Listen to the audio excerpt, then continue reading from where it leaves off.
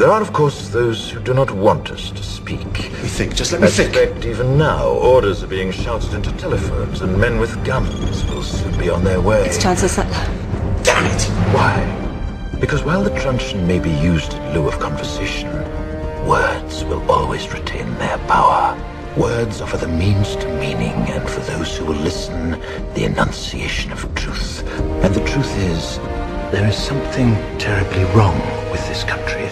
Cruelty and injustice, intolerance and oppression. And where once you had the freedom to object, to think and speak as you saw fit, you now have censors and systems of surveillance coercing your conformity and soliciting your submission. We need cameras. How did this happen? Who's to blame? Well, certainly there are those who are more responsible than others, and they will be held accountable. But again, truth be told, if you're looking for the guilty, you need only look into a mirror. I know why you did it. I know you were afraid. Who wouldn't be? War, terror, disease. There were a myriad of problems which conspired to... Fear got the best of you, and in your panic you turned to the now High Chancellor... First of all, giving honor to God and our Lord and Savior, Barack Obama. Barack Obama. Y'all stand up. His hope was to remind the world that fairness, justice, and freedom are more than words. They are perspectives. But if you see what I see, if you feel as I feel, and if you would seek as I seek, then I ask you to stand beside me. What you know you can't explain, but you feel it. You felt it your entire life. That there's something wrong with the world. You don't know what it is, but it's there. Like a splinter in your mind, driving you mad. It is this feeling that has brought you to me. Do you know what I'm talking about? The Matrix. Do you want to know what it is? The Matrix is everywhere. It is all around us. Even now, in this very room.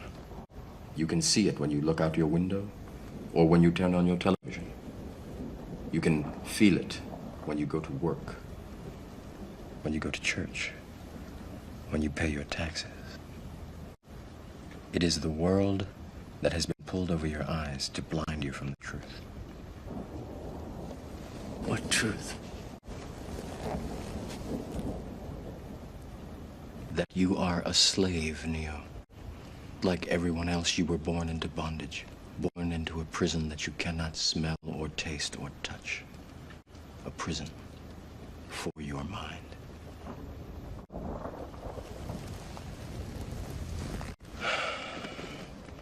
Unfortunately, no one can be told what the Matrix is. You have to see it for yourself.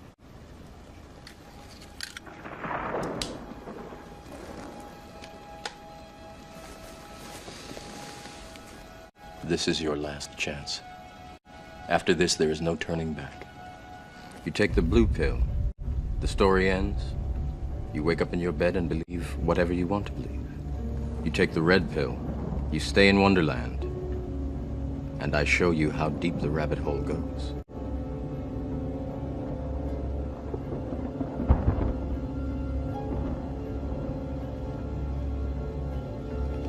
Remember, all I'm offering is the truth, nothing more.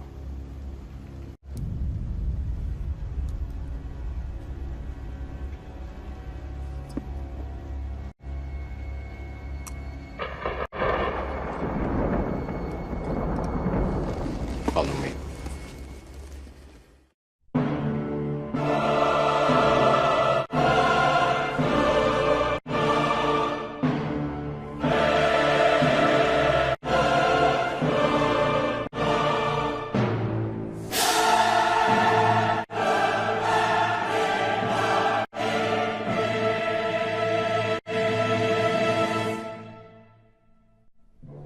On the outskirts of the national capital today, black limousines with darkened windows converged on a hotel where private security guards imposed ironclad control. The limos carried royalty, political power brokers, and industrial titans to a secret meeting that will last all weekend. It's known as the Bilderberg Group. Could their objective be world domination?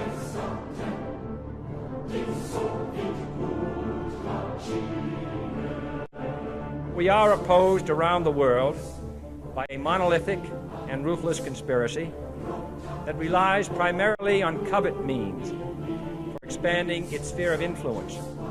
It is a system which has conscripted vast human and material resources into the building of a tightly knit, highly efficient machine that combines military, diplomatic, intelligence, economic, scientific, and political operations. Its preparations are concealed, not published. Its mistakes are buried, not headlined. Its dissenters are silenced, not praised.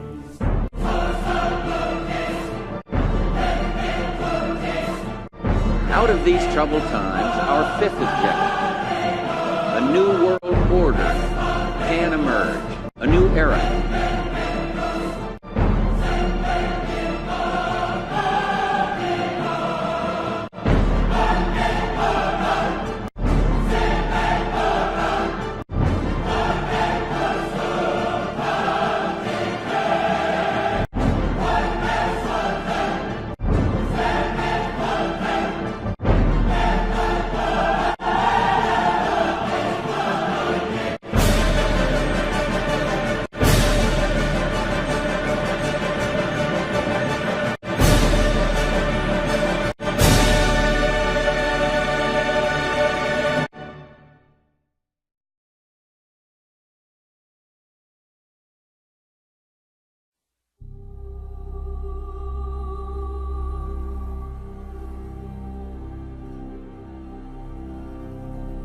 An Australian filmmaker has captured what's being described as fire tornado on camera. The extremely rare phenomenon occurred in the outback near Alice Springs. It's a twister which has sent even weather experts spinning, flames spiralling 30 meters high, generating noise like a fighter jet.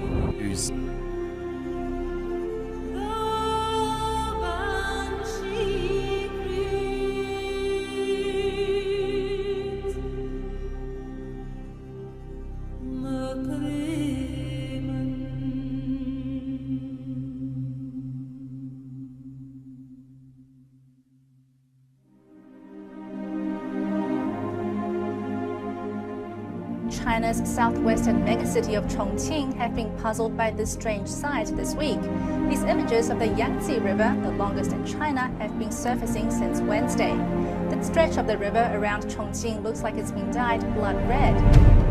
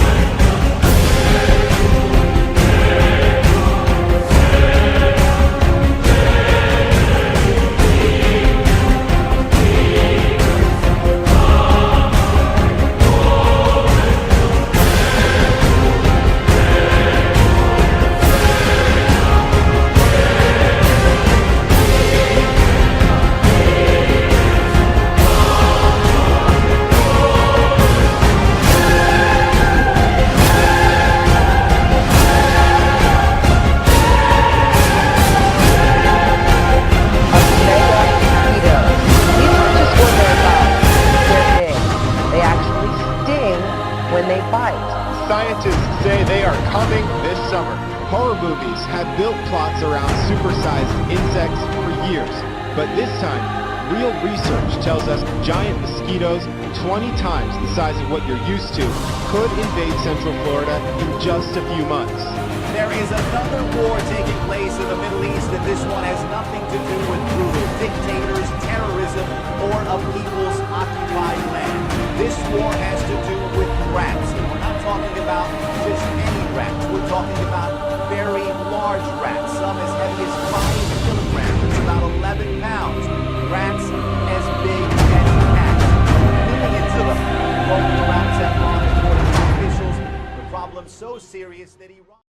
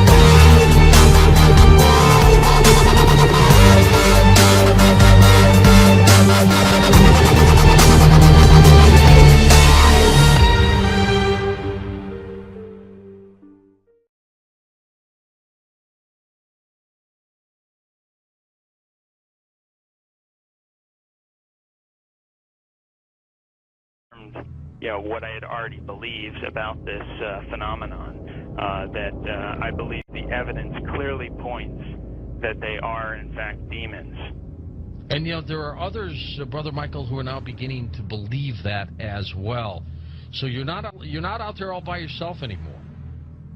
So these demons would make them then spiritual phenomenon, I would take it, right? Yeah, I think when you look at it, I mean, there's certain characteristics that everyone will agree has been seen and demonstrated also by these UFOs, such as they penetrate the ground, they penetrate water, they disappear in front of people, they appear right in front of people. One person will see a UFO and the person next to them will not see the UFO. They change colors, sometimes only one accelerating. They change shape, they change size. Many people have made the comment that they seem like they're alive almost. And so these are all characteristics of something that's not a physical or material being or construction. It's got to be something that's a spiritual phenomenon with those kinds of characteristics.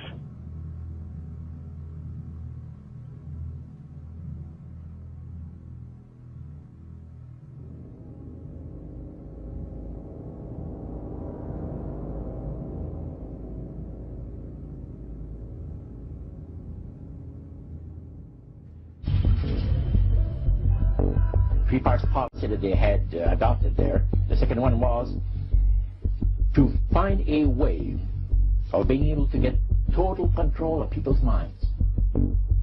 And that would be done by taking hypnotism out of the realm of the occult and introduce it as a new science for the benefit of mankind.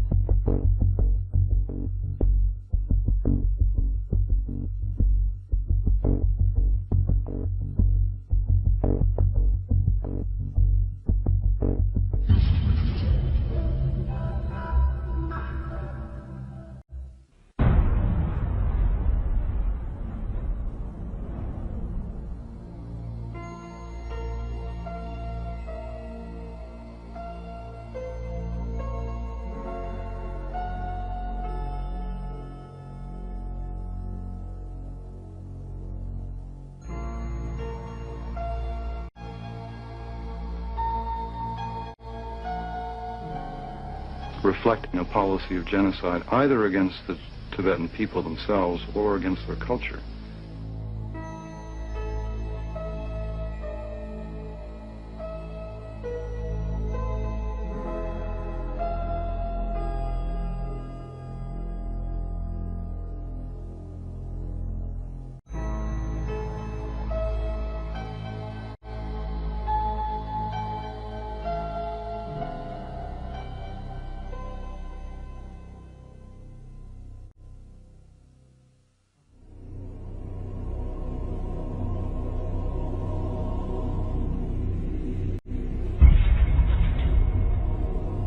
Once I realized I had met an honest, genuine, high-level Freemason who told me there were 13 levels of Freemason above the 33rd degree, and that these people were God. There was no God, they were God.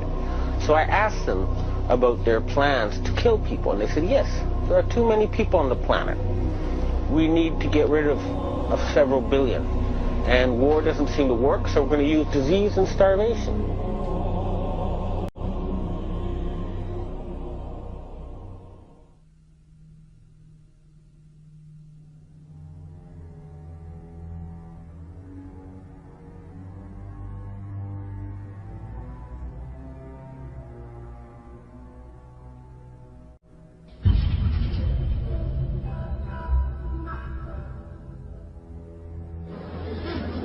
He knew what was happening, and he attempted to warn us when he left office. He told us quite bluntly and in no uncertain terms to beware of the military-industrial complex.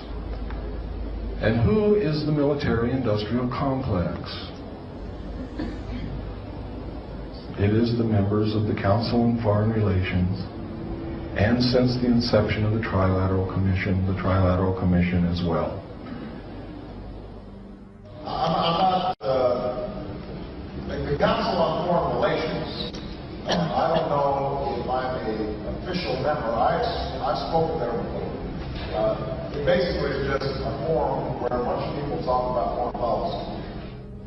Was made up of the Executive Committee of the Council on Foreign Relations. Now, it is extremely significant that you understand that the first 6 members from the government, along with President Eisenhower, were also members and longtime members of the Council on Foreign Relations. They believed in that organization. They believed in its goals, which was one world government.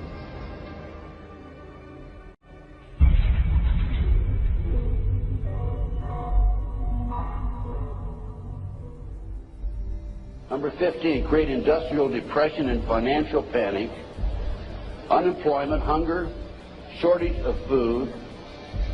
Use this to control the masses or the mobs, and use the mobs to wipe out all those who dare to stand in the way. Well, I'll tell you right now, every expert I talk to is talking about food shortage.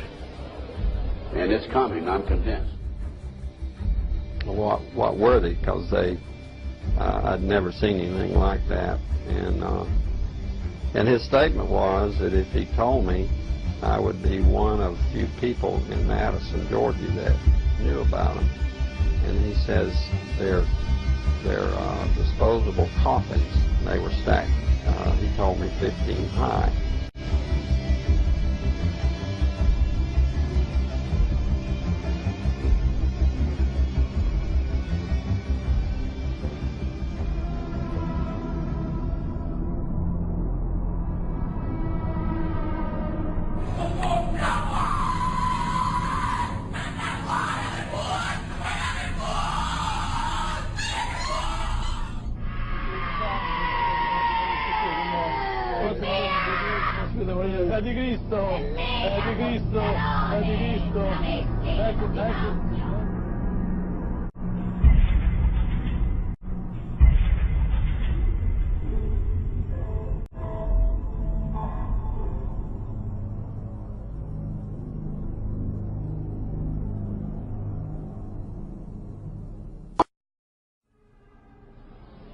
One of the driving forces behind this movement, the Illuminati, is the satanic cult movement in this country today.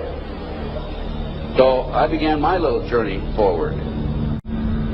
And one of the matters that I developed information about was an individual I learned about was Aleister Crowley. He likes to have his name pronounced Crowley to rhyme with holy. And the Satanists today, and for the number of years in the past, have basically used his philosophy and his writings as a guide. He had so many Masonic degrees that you could fill up 5 pages of a book with them. This guy was probably the most highly honored Mason in the world. He styled himself the wickedest man in the world. He believed himself to be the great beast. And he changed his name to Aleister Crowley, so it would add up in both English, Hebrew, and Greek Kabbalah as 666. In 1904, Crowley had a communication with an extraterrestrial being named Iwas. And this being, through his wife, kind of a channeling type operation, brought forth a book that was called the Book of the Law in 1904. And this book declared that the slain and risen God, i.e. Jesus, had stepped off the throne, and that a new God, the crowned and conquering child, was taking his place. As a result of this, Crowley proclaimed the end of Christianity and the start of Crowleyanity. Crowley taught that the way you could live forever was by vampirizing little children sexually. And he personally bragged of having slaughtered 150 male children in 1 year. This is why he was called the wickedest man in the world. And now listen to this sentence, folks, closely. For the highest spiritual working, one must accordingly choose that victim which contains the greatest and purest force. A male child of perfect innocence and high intelligence is the most satisfactory and suitable system. We're talking about human sacrifices.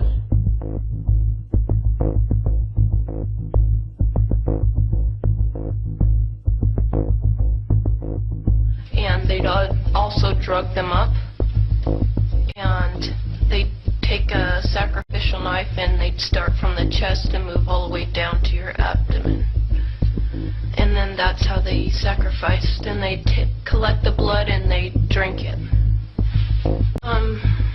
When the mid-September through mid-November, they sacrifice babies and nothing but babies because they need the pure blood of the untainted children. And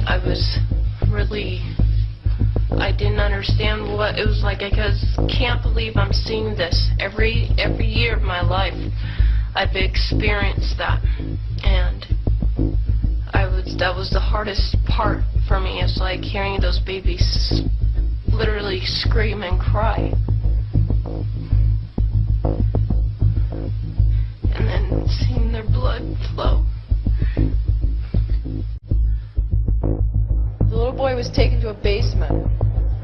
He was crucified alive. First he was skinned. Why is it that no one knows this?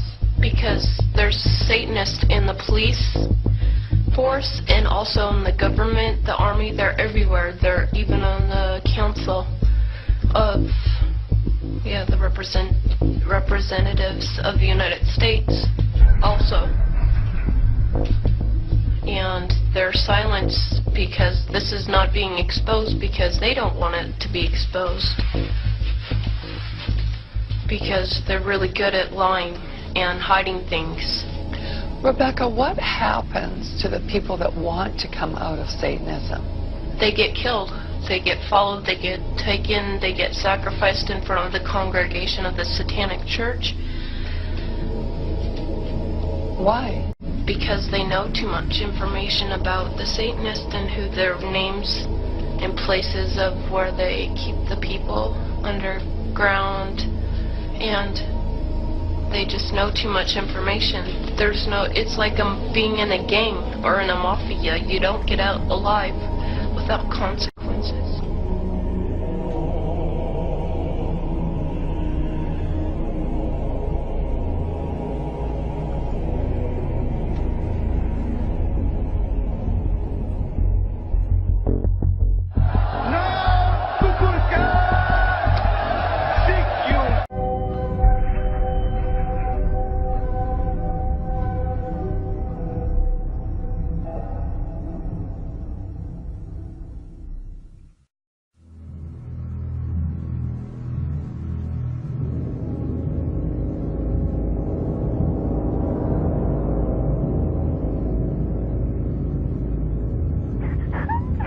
I pray that her mind may be opened to her. We bind all the powers of darkness. Don't you worry. Who are you? Who are you? The Keeper? Rebecca? Rebecca, Keeper, get out of the way. I command you to stay out of the way. Rebecca? Yes? Say, I, Rebecca, I, Rebecca. want love. Stay out of the way, Keeper. Stay out of the way. Want love. I want out. I want out. Say, I put my trust I put my trust in God. in God. In God. Stay out of the way, Keeper. God. Mamma mia, no, maligno, maligno, Cristo più forte. Cazzo via, di la verità. Di la verità.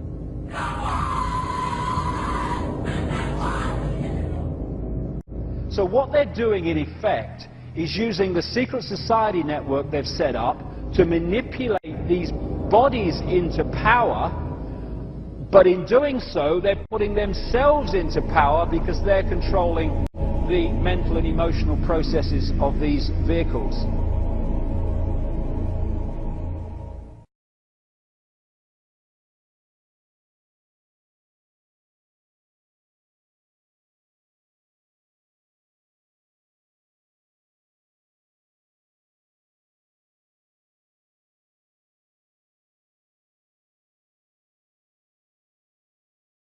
Trust me with this story. You're the only one I would have told it to. Tell us who your former boss was. And the reason that we're not saying his name is out of respect for your service to him. Yes. Well, I did a lot of chauffeur and bodyguard work for a lot of people, a lot of very important people. he wound up being one of the people that I drove and bodyguarded for. Right, and someone you knew and got to know? Very well, yes. Okay. I realized he wasn't your average, everyday big businessman. There was more to it. And I could tell by the way people came and talked to him. Very deferential. And you told me that he went and met with the U.S. President. Yes, he did. Okay, you go to meet with the U.S. President, you get to be somebody. Again, powerful people tend to stay with each other and in social groups. And another very powerful person who was in government came, and he had his usual cadre of feds in their nice little cutout stamp suits and earplugs and talking into their sleeves. It was one of those security people who met me for drinks. He just started talking, and he started asking me just basic questions that I had the feeling he already knew the answers to about myself. He started to tell me a story. I'd love to hear that story. You know that's what we're here to do. Let's tell the story. Well, he says, my boss was part of a group. They called themselves, what I was told was the B'nai HaNephilim, the sons of the fallen, disciples of Lucifer. And just so that you understand, they believe that God of the Bible is evil. And they believe that Lucifer is good. This is your boss's secret cabal. This is their believes secret. that the God that we all know is the bad guy. Is the bad guy. That spear is the one that they believe when the temple is rebuilt in the city of David, their man, the person that they had handpicked, was at some point going to walk into the Holy of Holies, take the blade and shed his own blood, and then proclaim himself to be the Messiah. And then these sons of the fallen, they plan on ruling the world. They believe it enough to not only be willing to kill for it, they believe it enough to die for it. And right now, they're trying to move in Jerusalem to make that new temple rise. Yes. So that this next coming happens. Yes. And that they will have, therefore, control of this world. Yes. Now, the key thing to me is you don't believe that Lucifer's the good guy in the story. No. You're not trying to tell us that all this happened, but you're saying that whether it's true or not, it doesn't matter. But the idea is that these people still exist today. They still exist today. They're still out there now. As far as I know. And they're still either hunting for that spear or have that spear. That's what they say. That's a scary story. It scares me too. Now, I've got a clean copy of it now, and I warn you, this could scare you. Here's the email. Dear Art Bell, I just recently began listening to your radio show and could not believe it when you talked about the sounds from hell tonight. My uncle had told me this story a couple of years ago, and I didn't believe him. Like one of your listeners who discounted the story as nothing more than just a religious newspaper fabricated account. The story about the digging, the hearing of the sounds from hell is very real. It did occur in Siberia. My uncle collected video and so forth on the paranormal, supernatural. He passed away fairly recently, but he would have loved your show. He let me listen to one of the audio tapes that he had on the sounds from hell in Siberia, and I copied it. He received his copy from a friend who worked at the BBC. It took me a while to find it tonight, but attached is that sound from my uncle's tapes. It's not the greatest quality, but the sounds are there. I was very hesitant to send you this, as the sound bothers me to listen to. I'd suggest that if you do play it on the program, warn listeners in advance so they may have the option of turning the radio off for 30 seconds while it plays. It has always haunted me. To those who discounted the Siberia sounds from hell story, it is true, and I, for one, wish it wasn't. Rick, listening from Chicago. And so I submit now the cleaned, a better copy to you, and I warn you, what you are about to hear is very disturbing indeed.